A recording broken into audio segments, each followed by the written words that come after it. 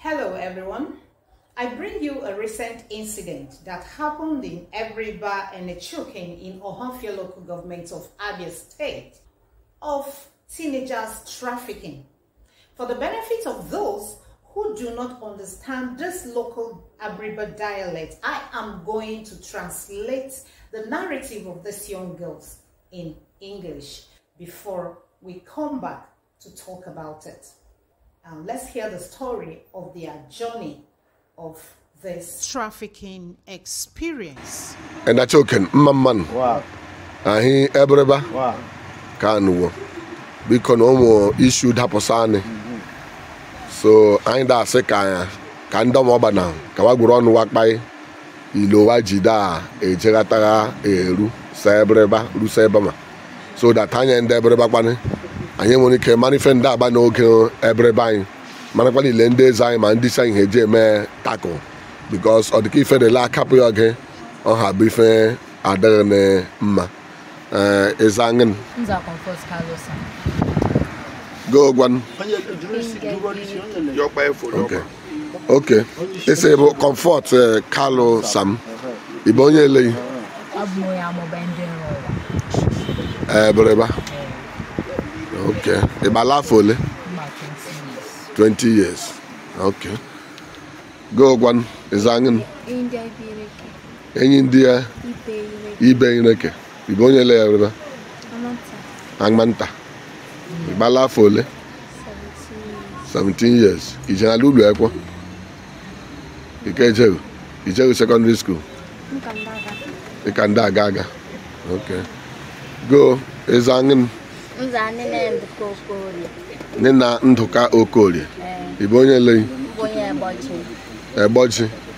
Okay. Balafole. No, 20 years. 20 years. Ijana lulu ekwo. Ikejeru. Okay. Ngwa baitora ile nchema. Iso ile nchema aji mai. Ma ndonye kuru no ke nchema. Milunu jipantege ero. This uncle of mine, my father's brother, came to tell us that there is a hotel job vacancy abroad and proposed that he can help us get this job, that it will change our lives. We accepted his proposal. That same day, we spent the night at his place. The next day, someone named Estate came to his place and took us out to Umuahia and put us in a vehicle going to Lagos and gave a particular contact number to the driver of another relative of his in Lagos called Ife and instructed the driver to reach out to Ife on getting to Lagos and hand us over. On getting to Lagos, the driver called this Ife who came to the park and took us. Then from there, this Ife took us straight to Cotonou and handed us over to another brother of his called Austin. So, this Austin boarded us on another vehicle going to Senegal and gave the driver a contact number of the people who will come for us when we get to Senegal. When we reached Senegal, the driver called as he was instructed. A woman named Happiness came and received us. From there, this Happiness took us to another set of people and distributed us. Myself, she handed over to a woman called Mercy from River State. This my sister behind me in India, she handed over to another woman by the name Mercy from Abriba. Then this other of my sister, Nina Okore, she handed over to another man by name Mike from Edo State, respectively. That day we arrived, we asked these people. We were told that we are going to be given jobs in a hotel with good salary. They said, no, it is not that kind of job you are coming to do. You are coming here to do prostitution. We told them, no, we can't do this because this is not what we were told before we left our hometown. Moreover, we were told that we were going to Spain. How come we landed in Senegal? One of the women said it's our business, that she was going to take us to a shrine the next day to take oath to refund the sum of 3 million sefa to them. Otherwise, we will die or run mad. Well, We agreed and then started crying. That same night of our arrival, they took us to the street location of prostitution. It was from there that I took off to look for my other two sisters, and I found them. And we ran and went straight to a place like their motor park there in Senegal, and we saw some drivers there and narrated our stories to the drivers. We begged them to help us take us to the Igbo chairman of that place. So they agreed and took us to the Igbo chairman, to a man they called Adams. We narrated our story to this man. This man requested the contact number they gave to us and invited these people. So they came. When they got there, argument busted out between them because Mr. Adams told them to send us back, and them on the other hand refused, claiming that we must refund them the expenses money we make them spend, whether we like it or not. In the heat of the argument, Mr. Adams threatened he was going to report them to the authorities for arrest. Then they finally gave in and agreed to his demands. They all contributed 100,000 sefa each. That is how we were boarded back for return. But that money only got us to Mali. When we got to Mali, we became stranded again. So we reached out to Mr. Adams through the driver, because Mr. Adams promised he was going to be monitoring us to help us. So we reached out to him and told him we were stranded. Mr. Adams raised another 100,000 sefa for us. And again, that money only got us to Parakou. So guys, you have heard from the horse's mouth of their experience and how they got into the hands of these traffickers. What do you think? Do you think this is as a result of parental negligence? Drop your comment at the comment section. For me, I think that parents, or I advise that parents should be more attentive to their young teenage daughters. Parents should pay more attention to their whereabouts, their activities, their school activities, to the level, to the point of the type of friends they keep, because the peers have a lot of influence on young people. Friends have a lot of influence on young people, and watch your children as they grow up. Watch them very attentively. Give them values. I always tell people, children will always leave their parents. What you put into the lives of those children at their very young age is what they are going to take away and take to wherever they are going to. So I will advise that parents should put and instill values, teach them young, share with them, especially when they are coming of this age.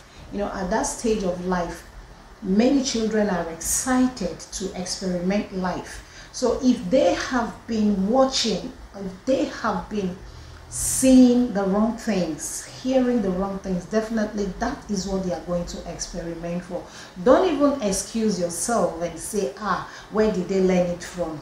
Let me tell you, parents should live exemplary life. The thing is that most times you don't know your kids are watching you. The Bible says, teach a child in the way that he should go, and when he grows up, he will not forget or depart from it. So number one, give them value. Teach them in the way they should go. Secondly, parents, show exemplary life.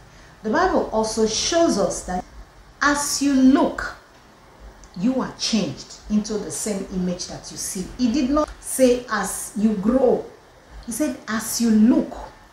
Children, people are transformed into the same thing that they watch constantly, something that their eyes feed constantly. The Bible says as we look, we are changed into the same image that we see. So when a child is behaving in a certain way, look into the background, look into the upbringing background, somewhere around the child, either from friends, from parents, from family, somebody or some people the child is always hanging out with. So I will advise with all humility to every parent to look into your children's life in their young teenage stage, both male and female, not just only girls. Pay strict attention to your young teenage children, because these are times they pick up characters. Watch your own lifestyle, because as they look, they are going to transform into the same image that they see. Another thing I would like to, with all humility, advise parents, guardians, find time to have interactive sections with your young children or growing children. Talk with them, share experiences with them. Your life, other people's life, teach them. As the Bible says, teach a child in the way that he should go, and when he grows up, he will not depart from it. It is very important. Don't leave all that responsibility to only school teacher. At least be a part of imparting morals and values in the lives of your children. Be a vital part. Make it a point of duty to have those kind of interactions with your children. Talk to them about life. Expose them.